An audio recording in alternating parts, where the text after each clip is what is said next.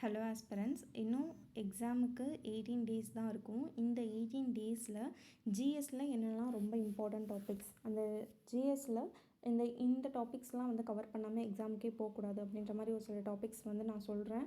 First pen and paper எடுத்து note பண்ணிக்கோங்க. முதல்ல நம்ம வெயிட்டேஜ் வந்து பார்த்துடலாம். ஜிஎஸ்சில் பெட்டராக ஸ்கோர் பண்ணுறதுக்கு அந்த வெயிட்டேஜ் வைஸ் நீங்கள் படித்தா மட்டும்தான் பெட்டராக வந்து ஸ்கோர் பண்ண முடியும். ஆப்டிலேருந்து 25 கொஷின்ஸ் வந்து வரும்.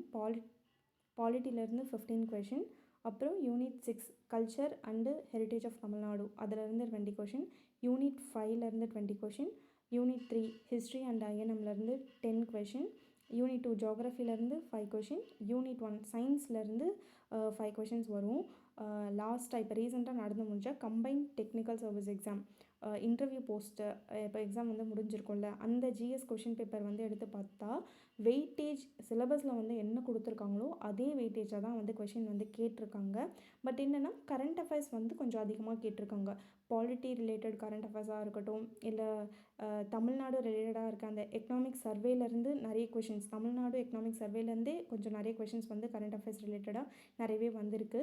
அது மட்டும்தான் சேஞ்ச், அதாவது கரண்ட் அஃபேர்ஸ் ரிலேட்டடாக கேட்டிருக்காங்களே தவிர்த்து மற்றபடி இந்த வெயிட்டேஜ் வைஸ் தான் வந்து கொஷின் வந்து கேட்டிருக்காங்க. ஸோ இந்த வெயிட்டேஜ் நம்ம நம்பி படித்தோம் அப்படின்னா கண்டிப்பாக வந்து பெட்டராக ஸ்கோர் பண்ணலாம். ஆப்டி அப்படின்னு ஃபஸ்ட்டு நம்ம எடுத்துக்கும் போது ஆப்டியில் உங்களுக்கு வந்து மார்க் மிஸ் ஆகவே கூடாது. நீங்கள் என்ன மாதிரியான ஒரு பர்சனாக இருக்கலாம், மேக்ஸ் உங்களுக்கு வந்து ஒரு பெட்டர் சப்ஜெக்டாக இருக்கலாம், இல்லை எனக்கு மேக்ஸே வராது அப்படின்னு சொல்கிற பர்சனாக கூட இருக்கலாம். நீங்கள் யாராக இருந்தாலுமே ஆப்டியில் வந்து மார்க்கு மிஸ் ஆகவே கூடாது. அதை கண்டிப்பாக பார்த்துக்கோங்க. இப்போது இன்டர்வியூ போஸ்ட் முடிஞ்சதில்ல, அந்த எக்ஸாம் எடுத்து பார்க்கும்போது ஆப்டி வந்து ஈஸியாகவே இருந்தது. ஈஸியாக இருந்ததுன்னா ட்விஸ்டட் கொஷின்ஸ் எதுவுமே இல்லை. ஸோ குரூப் 4 குரூப் 1 கம்பேர் பண்ணுற அளவுக்கான ஒரு ட்விஸ்டட் கொஷின்ஸ் வந்து இல்லை. பட் ஆனால் கொஷின்ஸ் வந்து கொஞ்சம் டைம் டேக்கிங்காக தான் இருந்தது. ஆனால் நீங்கள் ரெகுலராக ப்ராக்டிஸ் பண்ணுற ஒரு பர்சனாக இருந்தீங்க அப்படின்னா உங்களால் அந்த டைமுக்குள்ளே கண்டிப்பாக போட்டு முடிச்சிருக்க முடியும். ஸோ மேக்ஸுக்கு மட்டும் நான் வந்து சொல்கிறேன். மற்ற கொஷின்ஸ்லாம் ஆனால் கொஞ்சம் ஸ்டேட்மெண்ட் பேஸ்டு கொஷின்ஸ் வந்து நிறைய இருந்த மாதிரி தான் இருந்தது. நல்லா நீங்கள் போடுற பர்சன், அதாவது ரெகுலராக ப்ராக்டிஸ் பண்ணுற பர்சனாக இருந்தால் கண்டிப்பாக ஒரு 22 கொஷின்லேருந்து 23 கொஷின் வந்து கண்டிப்பாக போட்டிருக்கலாம். அதிகமான ட்விஸ்டட் கொஷின் வந்து இல்லை. கொஞ்சம் இதுக்கு முன்னாடி ப்ரீவியஸ் இயரில் கேட்ட கொஷினோட மாடல்ஸ் தான் வந்து மேக்ஸிமம் அப்படி தான் வந்து கேட்டிருந்தாங்க. நீங்கள் ஆப்டியை பொறுத்தளவுக்கு நல்லா ஸ்கோர் பண்ணணுன்னா ரெகுலர் ப்ராக்டிஸ் கண்டிப்பாக இருக்கணும்ப்பா. அது இல்லாமல் இப்போ நீங்கள் மென்சுரேஷன்லாம் வந்து பார்க்குறீங்க அப்படின்னா அதெல்லாம் வந்து எதுவுமே இருக்காது. உங்களுக்கு ஃபார்முலா தெரிஞ்சிச்சுன்னா போதும், ஈஸியாக அந்த வேல்யூஸ் எடுத்து அதில் நீங்கள் ஃபார்முலாவில் சப்ஸ்டியூட் பண்ணிங்கனாலே உங்களுக்கு வந்து ஆன்சர் தெரிஞ்சிடும். ஸோ அதனால் ஃபார்முலாஸ் வந்து ரொம்ப ரொம்ப முக்கியம் மேக்ஸை வந்து பொறுத்த வரைக்கும். ஸோ ஃபார்முலா அப்படின்னு வந்து பார்க்கும்போது அதுக்காக நீங்கள் வந்து ஒரு ஷார்ட் நோட்ஸ் வந்து ரெடி பண்ணி வச்சுக்கோங்க. எல்லா ஃபார்முலாஸும் மேக்ஸில் ஆப்டியில் என்னென்ன ஃபார்முலாஸ் இருக்கோ அந்த எல்லா ஃபார்முலாஸும் கம்பைன் பண்ண மாதிரி ஒரு ஷார்ட் நோட்ஸ் ரெடி பண்ணி வச்சுக்கோங்க. அதை வந்து ரெகுலராக ரிவைஸ் பண்ணிவிட்டு வாங்க. ரிவைஸ் பண்ணிட்டு வந்தாலே மேக்ஸில் நீங்கள் வந்து பெட்டராக ஸ்கோர் பண்ணலாம். அதுவும் இல்லாமல் இப்போது அந்த ஃபெபனோசி சீரீஸ் அப்படின்ற ஒரு கொஷின் வந்து கேட்டிருந்தாங்க. இதுக்கு முன்னாடி நீங்கள் ப்ரீவியஸ் இயர் கொஷின் பார்த்துருந்த பர்சனாக இருந்தால் உங்களுக்கு வந்து தெரிஞ்சிருக்கும். ஃபெபனோசி சீரீஸ் வந்து புது கொஷின் கிடையாது, ஆல்ரெடி ப்ரீவியஸ் இயரில் வந்து கேட்டிருக்காங்க. January 6, 2024 கொஷின் பேப்பர் நீங்கள் எடுத்து பார்த்தீங்க அப்படின்னா அதில் வந்து ஃபெபனோசி சீரீஸ் பற்றின கொஷின்ஸ் வந்து இருந்திருக்கும். ஸோ மேக்ஸை பொறுத்த வரைக்கும் நீங்கள் வந்து நல்லா ஸ்கோர் பண்ணலாம், பெட்டராக ஸ்கோர் பண்ணலாம்.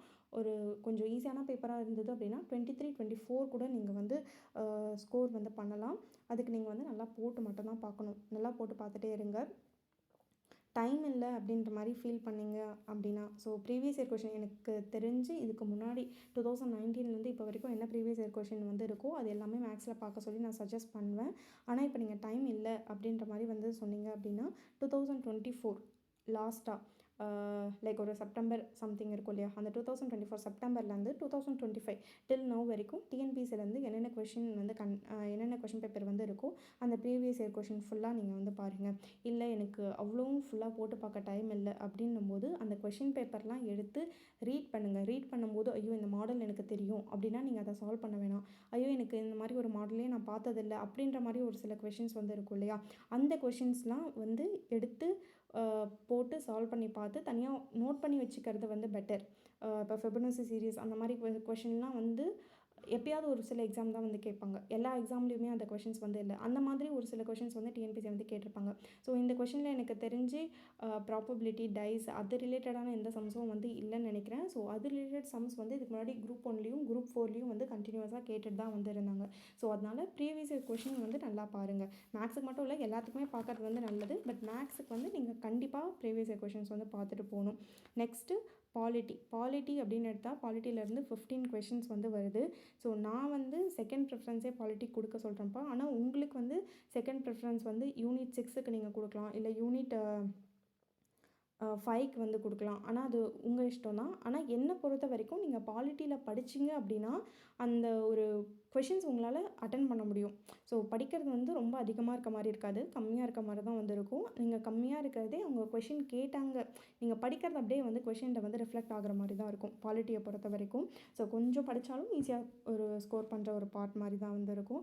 ஸோ பாலிட்டியை பொறுத்த வரைக்கும் நான் ஃபஸ்ட்டு ரெக்கமெண்ட் பண்ணுறது வந்து சிலபஸை ஃபுல்லாக கவர் பண்ணுங்கள். ஏன்னா இந்த சிலபஸில் இந்த இடம் வந்து இம்பார்ட்டண்ட்டே இல்லை, இந்த இடம் இம்பார்ட்டண்ட்டே இல்லை அப்படின்ற மாதிரி எதுவுமே கிடையாது. ஸோ பாலிட்டியிலேருந்து அந்த சிலபஸில் இருக்க எல்லாத்துலேயும் வந்து கொஷின்ஸ் வந்து கண்டிப்பாக வந்து எல்லா டாபிக்ஸும் கவர் பண்ணுற மாதிரி தான் பாலிட்டியில் வந்து கொஷின்ஸ் வந்து எடுப்பாங்க. அதில் என்னென்ன இன்னும் ரொம்ப இம்பார்ட்டண்ட் வந்து என்னென்ன, இதிலேருந்து இந்த டாபிக்ஸ்லேருந்து தான் கண்டினியூஸாக ரிப்பீட் ஆகிருக்கே கொஷின்ஸ் அப்படின்ற மாதிரியான டாபிக்ஸ் மட்டும் இப்போ நான் வந்து சொல்கிறேன். ஸோ ஆர்டிகல்ஸ் எங்கெங்கே புக்கில் வந்து ஆர்டிகல்ஸ் அப்படின்ற மாதிரி வந்து கொடுத்துருக்காங்க, என்னென்ன ஆர்டிக்கல் வந்து கொடுத்துருக்காங்களோ ஸ்கூல் புக்கில் அது எல்லா ஆர்டிக்கலும் கவர் பண்ணிவிடுங்க.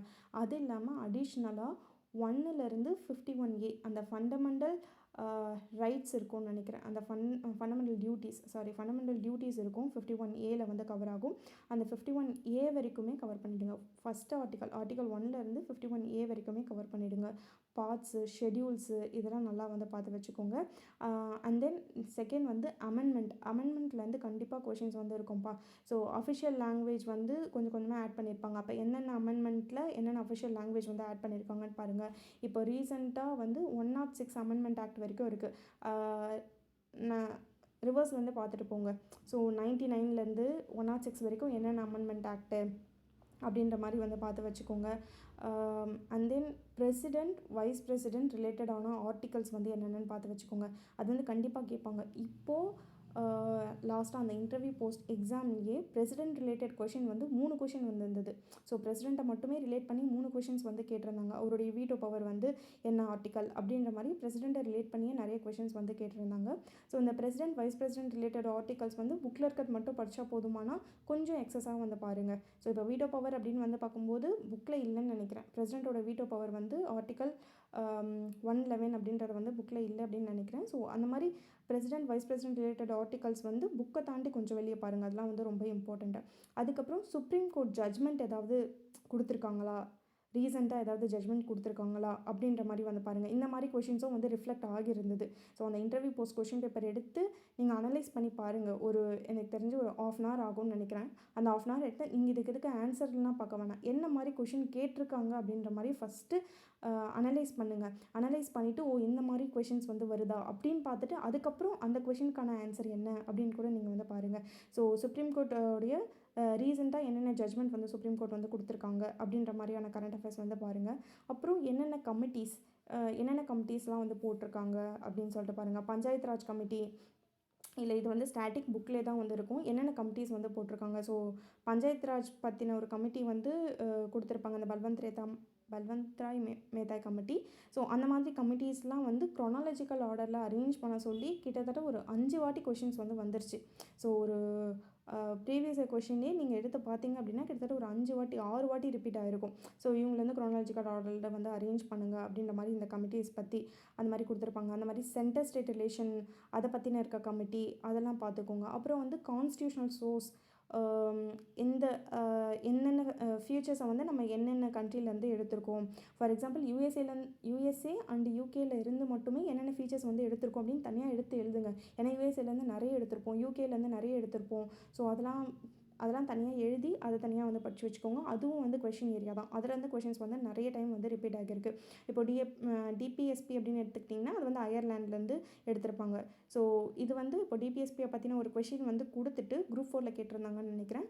ஒரு கொஷின் வந்து கொடுத்துட்டு ஸ்டேட்மெண்ட் கொஷின் வந்து கொடுத்துட்டு அதில் ஒரு ஸ்டேட்மெண்ட்டாக வந்து இதை கொடுத்துருந்தாங்க. ஸோ டிபிஎஸ்பி வந்து எந்த கண்ட்ரிலேருந்து எடுத்திருப்போம் அப்படின்ற மாதிரி வந்து கொடுத்துருப்பாங்க.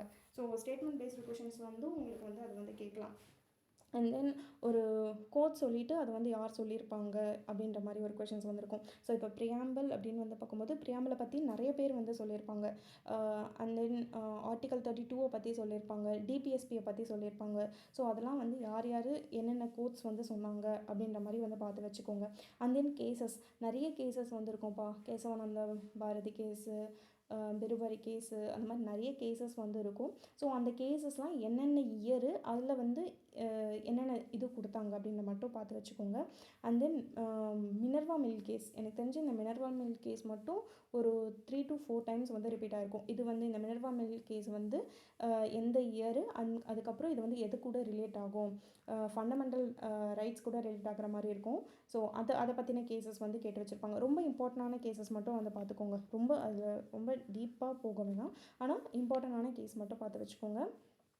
அண்ட் தென் பிரசிடெண்ட்டுக்கும் பிஎம்முக்கும் ரிலேட் ஆகிற ஆர்டிகல்ஸ்லாம் வந்து என்னென்ன அப்படின்ற மாதிரி வந்து கேட்பாங்க. ஸோ பிரசிடெண்ட்டும் பிஎம்மும் ரிலேட் ஆகிற மாதிரி என்னென்ன ஆர்டிகல்ஸ் இருக்குது அப்படின்ற மாதிரி வந்து பார்த்து வச்சுக்கோங்க. ஸோ எலெக்ஷன் கமிஷனை பற்றி பார்த்து வச்சுக்கோங்க.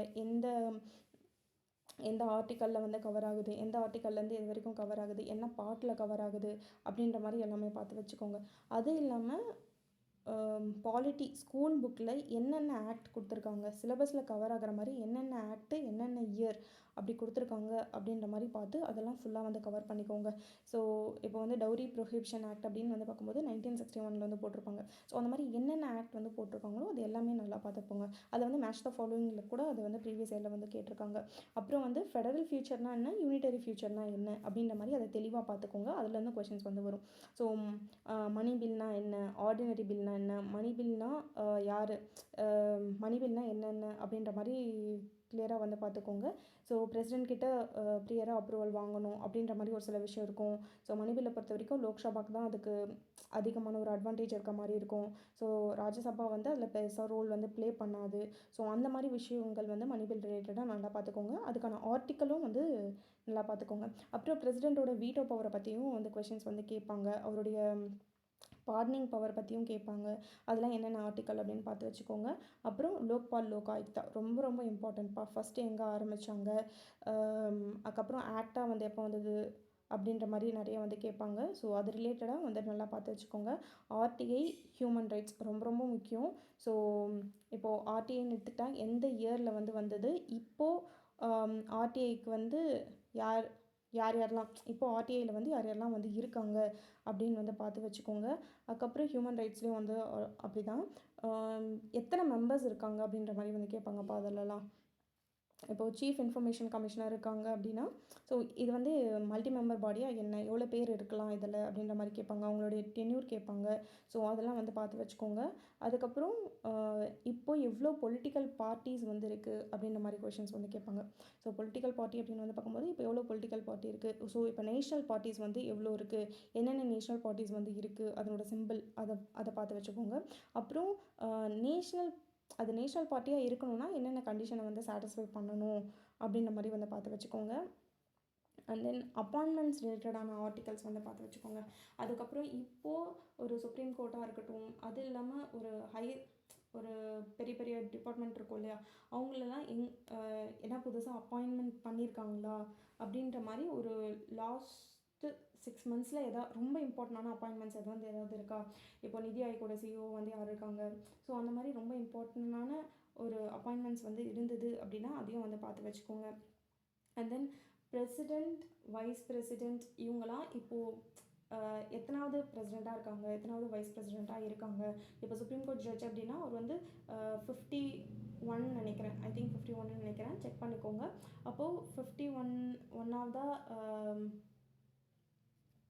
அவர் வந்து இருக்காரு அப்படின்ற மாதிரி வந்து பார்த்து வச்சுக்கோங்க. என்ன நம்பர்னு பார்த்து வச்சுக்கோங்க. அவர் வந்து எத்தனாவதாக இருக்காரு அப்படின்ற மாதிரி வந்து பார்த்து வச்சுக்கோங்க. அது ரிலேட்டடாகவும் வந்து கொஷின்ஸ் வரும். ஸோ பாலிட்டியை பொறுத்த வரைக்கும் என்ன பாலிட்டி ஈஸின்ட்டு இவ்வளோ பெருசு சொல்கிறீங்க அப்படின்னா இது வந்து ரொம்ப பெருசாக இருக்காது. நீங்கள் படித்து பார்த்தீங்க அப்படின்னா இது எல்லாமே கொஞ்சமாக அப்படி தான் இருக்க மாதிரி வந்து இருக்கும். ஸோ ஈஸியாக கவர் பண்ணிடலாம். உங்களுக்கு ஈஸியாக புரிகிற மாதிரி இருக்கும். ஈஸியாக கவரும் பண்ணிடலாம். கொஷின்ஸ் வந்தாலும் இந்த ஏரியாவில் வந்து உங்களால் ஈஸியாக அட்டென்ட் பண்ண முடியும். ஸோ நெக்ஸ்ட் என்ன அப்படின்னு வந்து பார்க்கும்போது unit 6 culture and heritage of Tamil Nadu. Culture and heritage of Tamil Nadu அப்படின்னு வந்து பார்க்கும்போது இதுவும் வந்து ரொம்ப முக்கியம். கொஞ்சம் படித்தாலும் ஈஸியாக ஸ்கோர் பண்ணுற மாதிரி இருக்கும். அதுவும் இல்லாமல் ரொம்ப முக்கியம். நம்ம எல்லோரும் படிக்க வேண்டிய ஒரு யூனிட்னால் அது வந்து இந்த யூனிட் 6. இதில்னு பார்க்கும்போது இயர்லி அஜிடேஷன் அகெயின்ஸ்ட் பிரிட்டிஷ் அப்படின்னு வந்து பார்க்கும்போது பாளையக்காரர்கள் கிளர்ச்சியில் ஆரம்பித்து ஒரு 1950 வரைக்கும் என்னென்னலாம் தமிழ்நாட்டில் வந்து அந்த விடுதலை போராட்டம் வந்து நடந்திருக்கு அப்படின்றத வந்து நல்லா படித்து வச்சுக்கோங்க. அதிலிருந்து எனக்கு தெரிஞ்சு மேக்ஸிமம் ஒரு 3 to 4 கொஷின்ஸ் வந்து அதுலேருந்தே வரலாம். ஸோ வேலூர் ரிவால்ட் வந்து பார்த்து வச்சுக்கோங்க. ஜஸ்டிஸ் பார்ட்டி வந்து எப்படி வந்து ஸ்டார்ட் ஆச்சு, அதுக்கப்புறம் பெரியார் வந்து செல்ஃப் ரெஸ்பெக்ட் மூமெண்ட் வந்து ஆரம்பிச்சிருப்பார். ஸோ அதெல்லாம் வந்து நல்லா பார்த்து வச்சுக்கோங்க. பெரியார், அண்ணா, காமராஜர் இவங்க 3 பேர்த்த பற்றி கொஷின் பேப்பரில் இல்லாத, அதாவது கொஷின் இல்லாத கொஷின் பேப்பரே வந்து இருக்காது. ஸோ அந்தளவுக்கு இவங்க 3 பேரும் ரொம்ப முக்கியம். அதுவும் பெரியார் ரொம்ப ரொம்ப இம்பார்ட்டண்ட். ஸோ பெரியாரை பற்றி ஒரு 3 கொஷின் வந்தாலும் ஆச்சரியப்படுறதுக்கு இல்லை. ஸோ அந்தளவுக்கு வந்து கொஷின்ஸ் வந்து பெரியாரை பற்றி வந்துகிட்டே இருக்கும். ஸோ அவர் வந்து என்னென்ன பத்திரிக்கை வந்து ஆரம்பித்தாங்க அப்படின்றது, அதுக்கப்புறம் தமிழ்நாடு விடுதலை போராட்டத்தில் என்னென்ன பத்திரிக்கை ஆரம்பித்தாங்க, என்னென்ன தலைவர்கள் வந்து இருந்தாங்க. ஸோ ஒரு வஉசி, திருவிக்கா அந்த மாதிரி என்னென்ன தலைவர்கள் வந்து இருந்தாங்களோ அவங்க எல்லாத்தையும் பற்றியும் படிச்சுக்கோங்க. அப்புறம் தமிழ்நாடு விடுதலை போராட்டத்தில் பெண்களுடைய பங்கு அப்படின்ற மாதிரி ஒரு இது இருக்கும் இல்லையா. ஸோ அந்த டாபிக் ரொம்ப ரொம்ப முக்கியம். அந்த டாப்பிக்லேருந்து எவ்ரி டைம் ஒரு கொஷின் கண்டிப்பாக இருக்கும். ஸோ இப்போது இன்டர்வியூ போஸ்ட்டில் கூட ருக்மணி லக்ஷ்மிபதி பற்றி ஒரு கொஷின்ஸ் வந்து கேட்டிருப்பாங்க. அதுக்கு முன்னாடி முத்துலட்சுமி ரெட்டியை பற்றி வந்து கேட்டிருப்பாங்க. இல்லைனா மூவலூர் ராமாமிர்த அம்மையாரை பற்றி கேட்டிருப்பாங்க. இல்லைனா அஸ்லாம்பிகை அம்மையாரை பற்றி கேட்டிருப்பாங்க. இல்லைனா அஞ்சலி அம்மாள் பற்றி கேட்டிருப்பாங்க. அந்த மாதிரி அந்த பாட்டிலேருந்து எவ்ரி டைம் ஒரு கொஷின்ஸ் வந்து வந்துகிட்டே இருக்கும். கண்டிப்பாக அதெல்லாம் நீங்கள் வந்து கவர் பண்ணிட்டு போகணும்.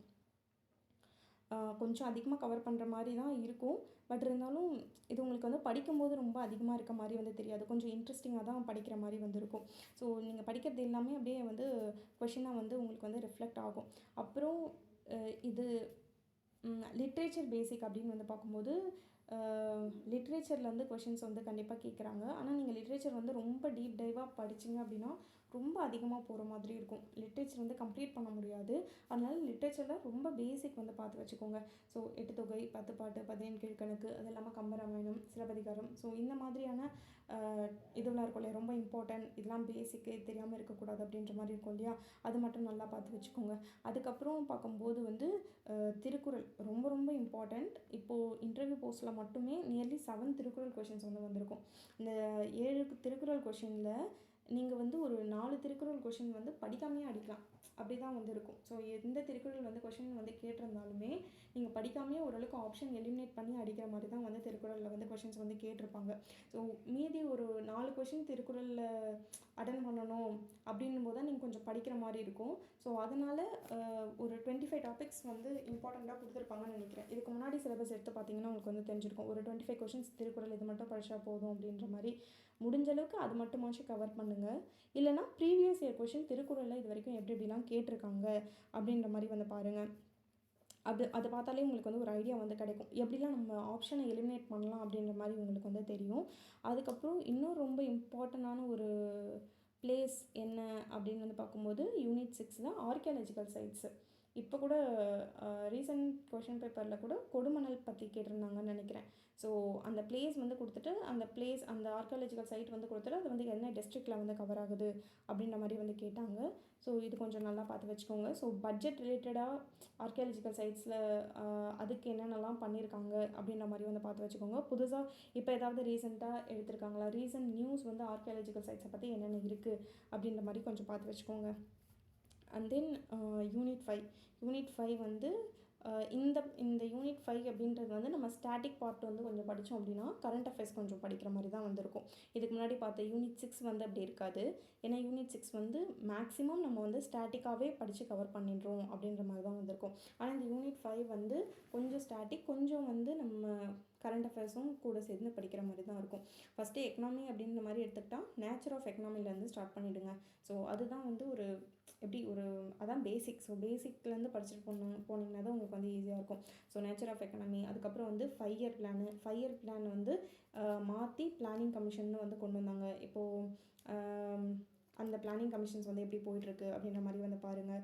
So RBI, reserve bank of இந்தியாவிலேருந்து கொஷின்ஸ், பேங்கிங் ரிலேட்டட் கொஷின்ஸ் வந்து கண்டிப்பாக டிஎன்பிசியில் வந்து ரிஃப்ளெக்ட் ஆகும். So monetary policy, fiscal policy, அது வந்து எப்படி சொல்கிறது, கான்செப்டை புரிஞ்சு படிங்க. அந்த இன்டர்வியூ போஸ்ட்டில் இந்த கொஷின்ஸ் வந்து இருந்தது. ஃபிஸ்கல் பாலிசி பற்றி கேட்டிருந்தாங்க அப்படின்ற மாதிரி வந்து நினைக்கிறேன். ஸோ அந்த கொஷின்ஸ் வந்து இருந்தது. ஆனால் நீங்கள் கான்செப்ட் புரிஞ்சு படித்தா மட்டும்தான் அங்கே வந்து ஆன்சர் பண்ணுற மாதிரி இருக்கும்.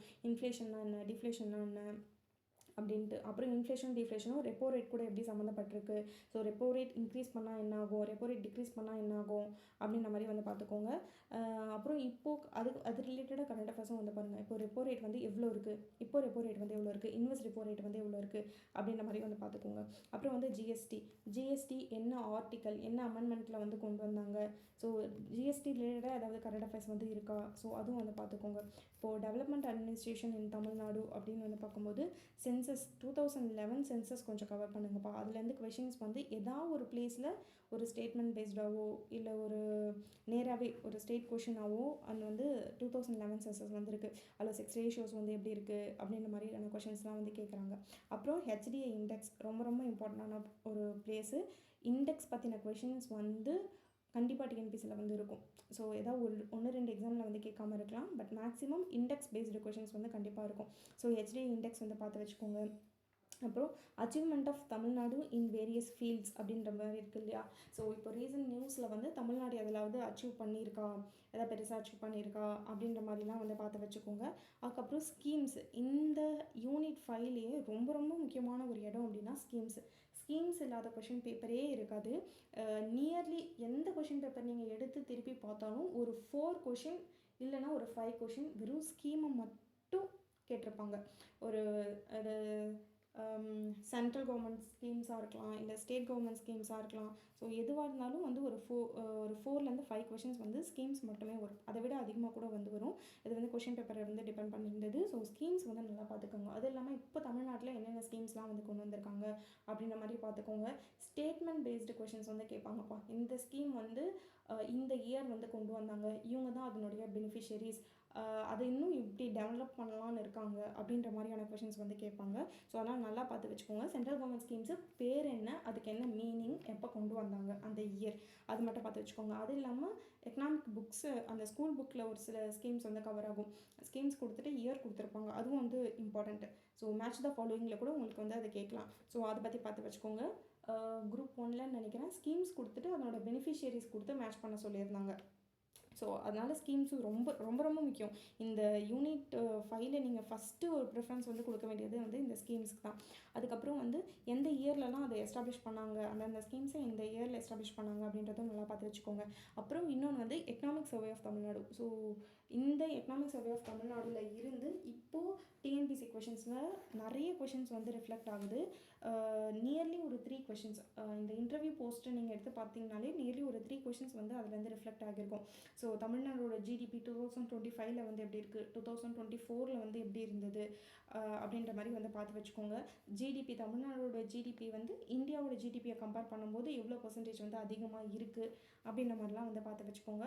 அண்ட் தென் 2019லேருந்து இப்போ ஜிடிபி வந்து எந்தளவுக்கு இன்க்ரீஸ் ஆகுது அப்படின்ற மாதிரியும் வந்து ஒரு கம்பேரிசனாக நீங்கள் வந்து பார்த்து வச்சுக்கோங்க. So economic survey of Tamil Nadu அப்படின்றது வந்து வீடியோ இல்லைனா பிடிஎஃபாக அவைலபிளாக இருக்குதுன்னு நினைக்கிறேன். ஸோ அதை பார்க்காம எக்ஸாமுக்கு வந்து போகாதீங்க, ரொம்ப ரொம்ப இம்பார்ட்டன்ட். ஸோ கம்மியாக படித்தாலும் இதுலேருந்து கொஷின்ஸ் வந்து கண்டிப்பாக வருது. ஸோ குரூப் 4லேயும் வந்து கேட்டிருந்தாங்க. ஸோ இப்போது இன்டர்வியூ போஸ்ட்லேயும் வந்து அதுக்கான கொஷின்ஸ் வந்து இருந்தது. ஸோ அதை பார்க்காம வந்து போயிடாதீங்க. அண்ட் தென் பட்ஜெட்டை பற்றி கொஷின்ஸ் வந்து அங்கங்கே ரிஃப்ளெக்ட் ஆகிட்டு தான் இருக்குது. கண்டினியூஸாக வருது அப்படின்ற மாதிரி சொல்ல முடியாது. பட் ஆனால் கேட்குறாங்க, பட்ஜெட் ரிலேட்டடும் வந்து கேட்குறாங்க. அதனால் தமிழ்நாடு ரிலேட்டட் பட்ஜெட்டும் இந்தியா ரிலேட்டட் பட்ஜெட்டும் வந்து பார்த்து வச்சுக்கோங்க. அது இல்லாமல் இம்பார்ட்டன்ட் பாலிசிஸ் வந்து இருக்கும் இல்லையா. ஸோ நேஷனல் பாலிசிலாம் வந்து போட்டிருப்பாங்கல்ல, national policy of children, child labour, so அந்த மாதிரியான ஒரு சில அந்த இம்பார்ட்டண்டான பாலிசிஸும் வந்து பார்த்து வச்சுக்கோங்க. அது வந்து ஸ்கூல் புக்கில் கவர் ஆகிற பாலிசிஸ் எல்லாமே வந்து பார்த்து வச்சுக்கோங்க. And then unit 3 history and INM. So history and ஐஎன்எம்னு பார்க்கும்போது ஃபஸ்ட்டு ப்ரிஃபரன்ஸ் ஐஎன்எம்க்கு வந்து கொடுங்க. ஸோ ஹிஸ்ட்ரி வந்து கொஞ்சம் பெருசாக படிச்சுக்கிட்டே போகிற மாதிரி இருக்கும். ஆனால் ஐஎன்எம் வந்து கொஞ்சம் படிக்க இன்ட்ரெஸ்டிங்காகவும் இருக்கும். படிக்கிறது ஃபுல்லாக கவரும் நமக்கு வந்து படிக்கிறது ஃபுல்லாக கவரும் ஆகும். எக்ஸாமில் வந்து கவர் ஆகும். ஸோ ஐஎன்சி எப்படி ஸ்டார்ட் ஆச்சு, ஸோ இந்தியன் நேஷனல் காங்கிரஸ் வந்து எப்படி வந்து ஸ்டார்ட் ஆச்சு, அதுக்கு முன்னாடி அது வந்து எப்படிலாம் இருந்தது அப்படின்ற மாதிரி பார்த்துக்கோங்க. அப்புறம் மாட்ரேட்ஸு, எக்ஸ்ட்ரீமிஸ்ட்டு, ரிவால்வேஷனரிஸ்ட் அப்படின்ற மாதிரி இருப்பாங்க இல்லையா, ஸோ அது ஃபுல்லாக பார்த்து வச்சுக்கோங்க. அண்ட் தென் ரீஃபார்ம்ஸ், நிறைய ரீஃபார்ம்ஸ் வந்து பண்ணியிருப்பாங்க. என்னென்ன ரீஃபார்ம்ஸ் வந்து நடந்திருக்கு, என்னென்ன இயர், யார் யாரெல்லாம் ஆரம்பித்தாங்க அப்படின்ற மாதிரி வந்து பார்த்து வச்சுக்கோங்க. அப்புறம் அந்த ஒரு 1916லேருந்து 1916லேருந்து பார்த்தீங்கன்னா 1947 வரைக்கும் நிறைய மூமெண்ட்ஸ் வந்து நடந்திருக்கும். ஸோ அதெல்லாம் க்ரோனாலஜிக்கல் ஆர்டரில் வந்து ஈவெண்ட்ஸ் வந்து அரேஞ்ச் பண்ண சொல்லி வந்து கேட்பாங்க. இந்த கொஷின்ஸ் வந்து எப்பயுமே அந்த ஐஎன்எம்ல என்னென்ன மூமெண்ட்ஸ்லாம் வந்து நடந்திருக்கு, இப்போ சால் சத்தியாகிரகா அப்படின்ற மாதிரி ஒரு 4 ஈவெண்ட்ஸ் வந்து கொடுத்துட்டு க்ரோனாலஜிக்கல் ஆர்டரில் வந்து அரேஞ்ச் பண்ண சொல்லுவாங்க. ஸோ அதுக்கு நீங்கள் வந்து அதை ப்ராப்பராக வந்து படித்தா மட்டும்தான் வந்து அரேஞ்ச் பண்ண முடியும். நான் சஜஸ்ட் பண்ணுறது வந்து ஐஎன்எம் ஃபுல்லாக படிச்சிருங்க. ஐஎன்எம் வந்து ஃபுல்லாக படிக்கிறது அவ்வளோ பெருசாக இருக்காது. பட் நீங்கள் ஃபுல்லாக கவர் பண்ணிட்டீங்க அப்படின்னா அதுலேருந்து கொஷின்ஸ் வந்து வரும். ஸோ லீடர் பற்றி நல்லா படிச்சுக்கோங்கப்பா. லீடர் பற்றி ரிப்பீட்டடாக வந்து கொஷின்ஸ் வந்து வந்துகிட்டே இருக்கும். ஸோ பகத்சிங் பற்றியாக இருக்கட்டும், இன்னும் நிறைய பேரை பற்றி அந்த லீடர்ஸ் பற்றின கொஷின்ஸ் வந்து ரிப்பீட்டடாக வந்துகிட்டே தான் வந்து இருக்குது ஐஎன்எம்மில். ஐஎன்எம் இப்போது நடந்த கொஷின்ஸ், இப்போ நடந்த அந்த இன்டர்வியூ போஸ்ட்டில் ஹிஸ்ட்ரி அண்ட் ஐஎன்எம் இது ரெண்டுத்தையும் கம்பேர் பண்ணும்போது ஐஎன்எம்லேருந்து கொஷின்ஸ் வந்து அதிகமாக வந்திருந்தது. ஸோ ஹிஸ்ட்ரியிலேருந்து கொஞ்சம் கம்மியாக தான் வந்திருந்தது. ஆனால் ஹிஸ்ட்ரியிலேருந்து வந்த கொஷின்ஸை நம்மளால் படிச்சிருந்தாலும் அந்த இடத்துல அட்டன் பண்ணியிருக்க முடியாது. அப்படின்ற மாதிரி கொஞ்சம் டஃப்பாக தான் கேட்டு வச்சுருந்தாங்க. ஸோ இது கிராஜுவேட் லெவல் தான், நம்ம வந்து புக்லேருந்து ஃபுல்லாகவே வரும் அப்படின்ற மாதிரி எக்ஸ்பெக்ட் பண்ண முடியாது. பட் இருந்தாலும் நீங்கள் ஐஎன்எம் ஃபுல்லாக கவர் பண்ணிட்டு போனீங்க அப்படின்னா உங்களால் வந்து அதை ஆன்சர் பண்ணுற மாதிரி தான் இருந்தது. ஹிஸ்ட்ரி வந்து கொஞ்சம் கஷ்டமாக தான் வந்து கேட்டிருந்தாங்க. ஸோ ஹிஸ்ட்ரி இப்போ வந்து ஐஎன்எம் முடிஞ்ச அளவுக்கு ஃபுல்லாக கவர் பண்ணிவிடுங்க. இல்லை நான் மேலே சொன்ன அந்த டாபிக்ஸ் மட்டும் கொஞ்சம் நல்லா பார்த்துட்டு போயிடுங்க. அப்புறம் ஹிஸ்ட்ரி அப்படின்னு வந்து பார்க்கும்போது இந்துஸ் வேலி சிவிலைசேஷனில் ஆரம்பித்து சவுத் இந்தியன் ஹிஸ்ட்ரி வரைக்குமே நீங்கள் ஃபுல்லாக பார்க்குற மாதிரி தான் பார்க்கும். இதில் இது இம்பார்ட்டண்ட்டு, இதில் மட்டும் தான் கொஷின்ஸ் எப்பயுமே வரும் அப்படின்ற மாதிரி இல்லை. ஸோ ஈக்குவலாக தான் வந்து இம்பார்ட்டன்ஸ் வந்து கொடுப்பாங்க. ஸோ இந்துஸ் வேலி சிவிலைசேஷன் இல்லாத கொஷின் பேப்பரே இருக்காது. பட் இன் ரீசன்ட் ட்ரெண்டில் அதுலேருந்து கொஞ்சம் அதிகமாக கொஷின்ஸ் வந்து வரது இல்லை. ஸோ குப்தாஸ்லேருந்து கேட்குறாங்க, டெல்லி சுல்தான்லேருந்து கூட இப்போ வந்து கொஷின்ஸ் வந்து வந்திருந்தது. முகல்ஸ், மராத்தாஸ், இந்த மாதிரி அது இந்துஸ் வேலி சிவிலைசேஷன்லேருந்து சவுத் இந்தியன் ஹிஸ்ட்ரி வரைக்கும் கவர் பண்ணிக்கோங்க. ஆனால் ஃபஸ்ட்டு இம்பார்ட்டன்ஸ் வந்து ஐஎன்எம்க்கு கொடுங்க. அதுக்கப்புறம் வந்து ஹிஸ்ட்ரியை வந்து கவர் பண்ணுங்கள். அதுக்கப்புறம் வந்து ஜாகிரஃபி அப்படின்னு எடுத்துக்கிட்டால் நீங்கள் சிலபஸ் எடுத்து பார்க்கணும் அப்படின்ற மாதிரிலாம் ஒரு பெருசாக இல்லை. 10th புக்கில் வந்து ஒரு 7 லெசன்ஸ் வந்து கவர் ஆகும். அந்த 7 லெசன்ஸும் வந்து கம்ப்ளீட் பண்ணிட்டு போங்க. ஃபஸ்ட்டு ஒரு 5 லெசன்ஸ் வந்து ஜாகிரஃபியில் கவர் ஆகும். அதுக்கப்புறம் இருக்க 2 லெசன் வந்து யூனிட்ஸ் 5ல் கவர் ஆகும்னு நினைக்கிறேன். அந்த யூனிட் 5ல் வந்து கவர் ஆகும். அந்த 7 லெசன்ஸும் வந்து பார்த்துட்டு போயிடுங்க. இப்போது நடந்த எக்ஸாமில் வந்து ஜாகிரஃபிலேருந்து அதிகமான கொஷின்ஸ் வந்து வரல. ஒரு 3 கொஷின்ஸ் தான் வந்திருக்கும்னு நினைக்கிறேன். ஸோ ரிவரை பற்றி கேட்டிருந்தாங்க. அந்த ரிவர் வந்து எங்கே ஆரிஜினேட் ஆகுது அப்படின்ற மாதிரி வந்து கேட்டிருந்தாங்க. இப்போது 10th புக் ஃபுல்லாக படிக்கிறீங்க அப்படின்னா ஸோ அதில் இருக்க ஒவ்வொரு வேர்டும் இம்பார்ட்டண்ட்டு. ஸோ இந்த ரிவர் இங்கே ஆரிஜின் ஆகுது அப்படின்னா அதுலேருந்து கொஷின் கேட்டாங்கன்னா நீங்கள் அதில் வந்து ஆன்சர் பண்ணுற மாதிரி வந்து படிச்சுட்டு போங்க. ஸோ நேஷ்னல் பார்க்கை பற்றி கொஷின் கேட்டிருந்தாங்க, ரிவர்ஸை பற்றி கேட்டிருந்தாங்க, நேஷ்னல் பார்க்ஸை பற்றி கேட்டிருந்தாங்க. ஸோ அது அவ்வளோதான். ஜாகிரஃபியில் வந்து கொஷின். அதுக்கப்புறம் வந்து நேஷ்னல் லைஃப் ஸ்டாக் மிஷன் அப்படின்னு சொல்லிட்டு அதுலேருந்து ஒரு கொஷின்ஸ் வந்து கேட்டிருந்தாங்க. ஸோ இப்போ நீங்கள் ஜாகிரஃபி அப்படின்னு பார்த்தீங்கன்னா 10th புக் மட்டும் கவர் பண்ணிட்டு போங்க. அது வந்து போதும். இப்போ சயின்ஸ் அப்படின்னு வந்து பார்க்கும்போது சயின்ஸும் 10th புக் மட்டும் கவர் பண்ணிட்டு போங்க. சயின்ஸில் வந்து கொஷின்ஸ் வந்து எங்கேருந்து தான் கேட்குறாங்க அப்படின்னே தெரிய மாட்டேங்குது. ஸோ அதனால் நீங்கள் வந்து 10th புக்கை மட்டும் படிச்சுட்டு போங்க. உங்களுக்கு வந்து டைம் இருந்தது அப்படின்னா 10th புக்கை மட்டும் கவர் பண்ணிட்டு போங்க. ஸோ கெமிஸ்ட்ரியில் கொஞ்சம் இம்பார்ட்டண்டான பிளேசஸ் மட்டும் கவர் பண்ணிக்கோங்க. So acid, base, fertiliser, pesticides, so அந்த மாதிரி வந்து கெமிஸ்ட்ரியில் கவர் பண்ணிக்கோங்க. ஃபிசிக்ஸில் வந்து முடிஞ்ச அளவுக்கு சிலபஸ் கவர் பண்ண பாருங்கள். இல்லை அப்படின்னா 10th புக் மட்டும் கவர் பண்ணிக்கோங்க. ஸோ 10th சயின்ஸ் புக்கில் என்னென்னலாம் சிலபஸில் கவர் ஆகுதோ ஸோ அது மட்டும் வந்து கவர் பண்ணிக்கோங்க. அப்புறம் சயின்டிஃபிக் ரிலேட்டடான இன்வென்ஷன்ஸ் ஏதாவது இருக்கா கரண்ட் அஃபேர்ஸில் அப்படின்ற மாதிரி அதை வந்து பார்த்து எடுத்து வச்சுக்கோங்க. அதுக்கப்புறம் இதெல்லாம் இல்லாமல் கரண்ட் அஃபேர்ஸாக ஒரு சில கொஷின்ஸ்லாம் வந்து கேட்குறாங்க. அதுவும் கீப் ஆன் அதாவது ரிப்பீட் ஆகிட்டே இருக்குது அந்த அந்த கொஷின்ஸ்லாம் அப்படின்னு வந்து பார்க்கும்போது அவார்ட்ஸ்லேருந்து எப்பயுமே கண்டிப்பாக ஒரு கொஷின்ஸ் வந்து கேட்பாங்கப்பா. அது எதுவாக இருந்தாலும் சரி, எந்த கொஷின் பேப்பராக இருந்தாலும் சரி, அவார்ட்ஸ்லேருந்து கண்டிப்பாக ஒரு கொஷின் இருக்கும். ஸோ இப்போ கூட ஸ்போர்ட்ஸ் ரிலேட்டடான அவார்ட்ஸ்லேருந்து கொஷின்ஸ் வந்து கேட்டிருந்தாங்க. ஸோ ஸ்போர்ட்ஸ் ரிலேட்டடான அவார்ட்ஸ் வந்து பார்த்துக்கோங்க. ஸோ பத்மா அவார்ட்ஸ் வந்து பார்த்துக்கோங்க. அண்ட் நோபல் ப்ரைஸ் வந்து பார்த்துக்கோங்க. ஸோ நோபல் ப்ரைஸை வந்து ஸ்டேட்மெண்ட்டான கொஷின்ஸ் வந்து கேட்டிருக்காங்க ப்ரீவியஸ் இயர் கொஷினில். நீங்கள் எடுத்து பார்த்துருந்தீங்கன்னா உங்களுக்கு வந்து தெரிஞ்சிருக்கும். ஸோ இந்த நோபல் ப்ரைஸ் வந்து கொடுத்துட்டு, ஸோ கெமிஸ்ட்ரிக்கான 2025 நோபல் ப்ரைஸ் 2023ன்னு நினைக்கிறேன். 2023 கெமிஸ்ட்ரிக்கான நோபல் ப்ரைஸ் அப்படின்னு கொஷின் வந்து கொடுத்துட்டு ஸ்டேட்மெண்ட்ஸ் வந்து ஒருத்தருக்கு தான் கொடுத்தாங்க, இல்லை 2 பேருக்கு வந்து கொடுத்தாங்க. ஸோ இந்த கான்செப்ட்டுக்கு தான் வந்து கொடுத்தாங்க அப்படின்ற மாதிரி வந்து சொல்லி அந்த கான்செப்ட் ரிலேட்டடான ஒரு லைன் வந்து கொடுத்துருப்பாங்க. இது ட்ரூவா ஃபால்ஸா அப்படின்ற மாதிரி வந்து கொடுத்துருப்பாங்க. ஸோ நீங்கள் ப்ரீவியஸ் இயர் கொஷின் பார்த்துருந்தீங்க அப்படின்னா உங்களுக்கு வந்து தெரிஞ்சிருக்கும். ஸோ நோபல் ப்ரைஸ் ரொம்ப ரொம்ப இம்பார்ட்டன்ட். நோபல் ப்ரைஸ்லேருந்து யார் யாருக்கு, அதாவது இந்த ரிலேட்டட் ஃபீல்டில் இவங்களுக்கு கொடுத்துருக்காங்க, எத்தனை பேர் கொடுத்துருக்காங்க,